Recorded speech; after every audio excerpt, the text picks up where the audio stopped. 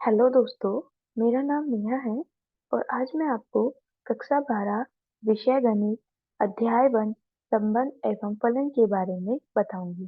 तो आज की वीडियो पार्ट 2 में हम जानेंगे संबंध रिलेशन क्या होता है और उससे संबंधित कुछ उदाहरण, संबंधों के कुछ उदाहरण एग्जाम्पल ऑफ रिलेशंस को देखेंगे। ठीक है, तो शुरू करते हैं आज का हमारा वीडियो। संबंध। देखो, हमारे दैनिक जीवन में हम संबंधों संबंधों को चित्रित करने वाले अनेक पैटर्नों के बारे में चर्चा करते हैं, है ना। जैसे हम ले लेते हैं कि हमारे क्या है, जैसे हमारे भाई बहन है। भाई बहनों में भी एक क्या होता है, एक संबंध होता है। पिता पुत्र हो गया, अध्यापक या विद्यार्थी हो गया, ठीक है, माता पिता हो गए। इन सब में क्या है कि एक रिश्ता होता है, एक रिलेशन होता है, ठीक है, एक संबंध होता है। तो हम अब देखो, इसी प्रकार से अगर हम देखें तो गणित में भी हमारे पास क्या है कि बहुत सारे संबंध मिलते हैं हमें। ठीक है, जैसे हम बोल सकते हैं कि संख्या m संख्या n से छोटी है। मैं बोल सकती हूँ कि दो संख्या हमारे पास है और ये संख्या m जो संख्या है वो n संख्या से छोटी है। ये भी एक संबंध है। ठीक है, अगर मैं रेखाएं ले ली, ठीक है, तो रेखाएं l रेखा m के समांतर है, मतलब दो रेखा ले ली मैंने। ठीक है, और मैं ये बताऊं कि ये रेखा दूसरी रेखा के समांतर है, ये भी एक संबंध हो गया। ठीक है, और इसी प्रकार से अगर हम समुच्चय ले लेते हैं, जैसे समुच्चय ए है, सेट ए ले लिया हमने, और समुच्चय बी है, सेट बी ले लिया। तो सेट ए या समुच्चय ए समुच्चय बी का उपसमुच्चय है। उपसमुच्चय मतलब जैसे हम मान लेते हैं, हमने लास्ट वीडियो में भी जाना था कि हमारे पास क्या होता है, एक पूरे स्कूल का हम क्या ले लेते हैं, सेट बना लेते हैं, एक समुच्चय बना लेते हैं। और उस स्कूल की किसी एक कक्षा का भी क्या कर लेते हैं, समुच्चय बना लेते हैं। तो वो जो कक्षा है वो उस स्कूल का क्या है, एक छोटा पार्ट है, तो वो उसका क्या हुआ, उपसमुच्चय हुआ। तो इनमें भी क्या बन रहा है, एक संबंध बन रहा है। तो समुच्चय ए समुच्चय बी का उपसमुच्चय है, तो ये भी क्या है, एक संबंध है। तो इस प्रकार से हम बहुत सारे संबंध बना सकते हैं। ठीक है, तो दो वस्तुएं या समुच्चयों के बीच परस्पर संबंध होता है यदि उनके बीच एक अभिज्ञ कड़ी हो। ठीक है, मतलब अगर हमारे पास दो चीजें हैं और उनके बीच में कोई संबंध है, ठीक है, जो उनको जोड़ रही है या उनसे संबंधित है, तो वो क्या है, एक संबंध बना रही है। ठीक है, उनके बीच क्या हो रहा है, उन दो जो दो वस्तुएं हैं या दो समुच्चय, उनके बीच में एक अभिज्ञ कड़ी बन रही है। ठीक है, जिसको हम क्या बोल रहे हैं, एक संबंध बोल रहे हैं। आगे बढ़ते हैं, इसको हम एक उदाहरण के द्वारा समझेंगे कि हमने दो अलग अलग क्या ले लिए, समुच्चय ले लिए। ठीक है, एक समुच्चय हमारे पास क्या है, एबीसी, और दूसरा समुच्चय हमारे पास क्या है, जैसे कुछ नाम ले लिए हमने, अली, भानु, विनोय, चंद्रा, दिव्या। ठीक है, तो ये दो हमने सेट ले लिए कि एबीसी एक सेट है। ठीक है, एक सेट एक समुच्चय है जिसमें एबीसी क्या है, अवयव है। और एक हमने इस प्रकार का समुच्चय ले लिया जिसमें हमने कुछ नामों को क्या किया, कुछ नामों को अवयव बनाया और उनको एक जगह क्या कर लिया, एकत्रित कर लिया। ठीक है, तो दो हमारे पास समुच्चय आ गए। फिर हम क्या करते हैं, जैसे हमने क्रमिक गुणन पढ़ा था, तो उसी प्रकार से हमने क्या किया, इनके जितने भी युग्म बन सकते थे उन युग्मों के द्वारा हमने एक क्रमिक गुणन बनाया और उसका एक समुच्चय बनाया। जैसे पी क्रॉस क्यू ले लिया हमने। ठीक है, ये क्रमिक गुणन है। तो इसमें हम क्या करते हैं, जितने भी हमारे प्रथम समुच्चय में अवयव होते हैं उनका हम दूसरे समुच्चय में जितने भी अवयव होंगे उनके साथ युग्म बनाते हैं। ठीक है, जैसे ए का सबसे पहले मैं किसके साथ बनाऊंगी, क्यू का जो प्रथम अवयव होगा। ठीक है, तो ए का अली के साथ बनेगा, फिर ए का भानु के साथ बनेगा, ए का बिनोय का चंद्रा के, फिर दिव्या के साथ। ठीक है, इसी प्रकार से फिर मैं जो प्रथम समुच्चय था उसका द्वितीय जो अवयव है उसका क्या युग्म बनाऊंगी, द्वितीय समुच्चय के साथ। तो जिस प्रकार हमने ए का सबके साथ युग्म बनाया था, इसी प्रकार मैं बी के अवयव बी का क्यू के सभी अवयवों के साथ क्या करूंगी, युग्म बनाऊंगी। तो बी अली होगा, बी भानु होगा, बी विनोय होगा, बी चंद्रा होगा। ठीक है, इसी प्रकार से सी का, तो जितने भी हमारे पास संभव युग्म बन सकते थे हमने क्रमिक युग्म में क्रमिक गुणन में वो युग्म बनाए, उनका एक समुच्चय बना लिया। ठीक है, आगे बढ़ते हैं। अब देखो, ये हमारा क्रमिक गुणन था जिसमें हम जितने भी संभव होते हैं वो सारे युग्म बनाते हैं। ठीक है। अब आगे क्या है कि अब हम प्रत्येक क्रमिक युग्म युग्म एक्स वाई के प्रथम घटक, देखो जो ये युग्म हमारा बनता है, इसमें प्रथम घटक एक्स है, द्वितीय घटक हमारा वाई है। ठीक है। देखो हमने लिखा है कि प्रथम घटक एक्स तथा द्वितीय घटक वाई के बीच एक संबंध। अब देखो ये युग्म जो हमारे बने हैं, इनमें हम इनके बीच में क्या है, एक संबंध स्थापित कर रहे हैं। ठीक है। तो वो संबंध हमने किस प्रकार का लिया, अब जो संबंध हम बनाएंगे उससे क्या होगा, उस संबंध के आधार पर इस युग्म का जो ये क्रमिक गुणन हमारे पास आया था, इसका एक छोटा उपसमुच्चय हमें प्राप्त हो जाता है। ठीक है। तो ये जो संबंध हम स्थापित करेंगे, इससे हमें क्रमिक गुणन p क्रॉस q का एक उपसमुच्चय प्राप्त होता है। ठीक है। किस प्रकार, जैसे हमने यहाँ पर एक संबंध स्थापित करा, वो क्या है कि x नाम y के प्रथम अक्षर है। ठीक है। देखो जो y हमारे पास है, मतलब y मतलब द्वितीय घटक, तो द्वितीय घटक में जो भी अवयव हमारा आएगा, उसका x जो होगा प्रथम अक्षर होगा। ठीक है। इस प्रकार से बना है, तो x जो है कहाँ से आ रहा है, p हमारा जो समुच्चय था वहां से आया, और y जो है हमारा द्वितीय समुच्चय से आ रहा है। तो इससे कितने संभव जो युग्म है वो प्राप्त हो सकते हैं। तो इससे हमारा एक समुच्चय बनेगा जिसमें क्या क्या युग्म आएंगे। अली का प्रथम अक्षर ए है, तो ये सेट आएगा। ठीक है, मतलब ये अवयव आएगा।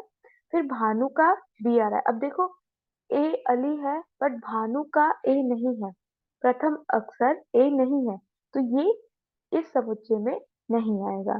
ठीक है, क्योंकि ये संबंध क्या है, संबंध के अनुसार नहीं है। इसी प्रकार हमें बी से भानु, बी विनोय और सी से चंद्रा, ये चार प्रकार के क्या मिल गए, युग्म प्राप्त हो गए। तो इसको हमने क्या करा, एक समुच्चय में रख लिया। तो इसको अगर हम एक जो हमारा प्रतिबिंब का आरेख होता है उसके द्वारा समझ सकते हैं कि हमारे पास दो क्या थे, समुच्चय थे, पी और क्यू। पी में हमारे पास कितने अवयव हैं, ए बी और सी, और क्यू में हमारे पास अवयव हैं अली, भानु, बिनोय, चांद्रा और दिव्या। ठीक है। तो अगर हम अपने संबंध के अनुसार इनके बीच में क्या एक संबंध स्थापित करें, ठीक है, तो ये जो हमारा प्रथम अवयव है, ठीक है, इसका हमें क्या है, हमारा संबंध क्या है कि जो नाम है, जो द्वितीय अवयव है हमारा, द्वितीय घटक है, वो एक्स का क्या होना चाहिए, जो द्वितीय घटक का प्रथम अक्षर होना चाहिए। तो ए से कितने संभव चित्रण बन रहे हैं, तो ये क्या है, अली का प्रथम अक्षर ए है, तो इसका क्या होगा, इसके साथ संबंध स्थापित होगा। और इसको हम क्या बोलते हैं कि इसका प्रतिबिंब है। ठीक है, इसको हम इसका प्रतिबिंब कहते हैं। ठीक है। इसी प्रकार बी से बिनोय और भानु बन रहा है, और सी से चांद्रा। तो इस प्रकार हम क्या कर सकते हैं, एक प्रतिबिंब आरेख जो हमारा होता है उसके द्वारा हम इसको समझ सकते हैं। तो आगे बढ़ते हैं। अगर हम इसको एक परिभाषा के रूप में जानना चाहें तो क्या होता है हमारे पास, किसी अरिक्त समुच्चय ए से अरिक्त समुच्चय बी में संबंध कार्तीय गुणन का एक उपसमुच्चय होता है। मतलब देखो हमारे पास दो क्या है, समुच्चय होते हैं जो अरिक्त होते हैं। अरिक्त मतलब उसमें कोई ना कोई अवयव जरूर होगा, ऐसा नहीं हो सकता वो खाली हो। ठीक है। तो इन दोनों समुच्चयों में जो हमारे पास संबंध बन रहा है वो क्या है, हम सबसे पहले कैसा संबंध बनाते हैं, उसके जितने भी संभव गुण जितने भी संभव युग्म होते हैं वो बनाते हैं। ठीक है। तो उनका जो कार्तिक गुणन हमारे पास आ रहा है, उसका एक उपसमुच्चय जो बनेगा वो हमारा संबंध होता है, का एक उपसमुच्चय होता है। यह उपसमुच्चय एक रोज बी के क्रमित युग्मों के प्रथम तथा द्वितीय घटकों के मध्य एक संबंध स्थापित करता है। ठीक है। जितने भी इसके युग्म बन रहे हैं ए क्रॉस बी के, मतलब कार्तीय गुणन के, इसके बीच में इसके जो प्रथम घटक होगा और द्वितीय घटक होगा, इसके मध्य एक संबंध स्थापित करता है। ठीक है। और स्थापित करने से हमें प्राप्त होता है द्वितीय घटक प्रथम घटक का क्या कहलाता है, प्रतिबिंब कहलाता है। जैसे हम यहाँ पर समझ सकते हैं, जैसे हमने अभी देखा था कि अली का प्रथम अक्षर ए है। ठीक है। तो ये क्या है, ए और अली एक युग्म बन रहा है, तो इनके युग्मों के बीच में जो हमारा ये अली का प्रथम अक्षर ए है, तो इन युग्मों के बीच में क्या हो रहा है, एक संबंध स्थापित कर रहा है। ठीक है, जो प्रथम, ये प्रथम घटक है, ये द्वितीय घटक है, तो इन दोनों घटकों के मध्य एक संबंध स्थापित किया। और इसमें जो हमारा द्वितीय घटक है, मतलब अली जो है वो ए का प्रतिबिंब होगा। ठीक है, तो इसमें हमारे जितने भी द्वितीय अवयव होते हैं वो प्रथम के प्रतिबिंब होते हैं। तो ये क्या है, एक परिभाषा है समझने के लिए। आगे बढ़ते हैं, इससे संबंधित कुछ उदाहरण देख लेते हैं कि मान लीजिए कि आपके पास ए किसी स्कूल के कक्षा 12 के विद्यार्थियों का समुच्चय है। ठीक है, आपके पास एक समुच्चय आपने कक्षा 12 का लिया और दूसरा समुच्चय उसी स्कूल के कक्षा 11 के विद्यार्थियों का लिया। ठीक है, तो इसमें क्या है कि ए से बी में हमें क्या है, एक संबंध मिल रहा है। दो कक्षाएं हैं अलग अलग, तो इसमें हम किस प्रकार से संबंध बन सकते हैं, हम ये देखेंगे कि दो कक्षाएं, जो हमने दो कक्षाओं का क्या करा, हमने समुच्चय बनाया, उसमें हम किस किस प्रकार के संबंध बना सकते हैं।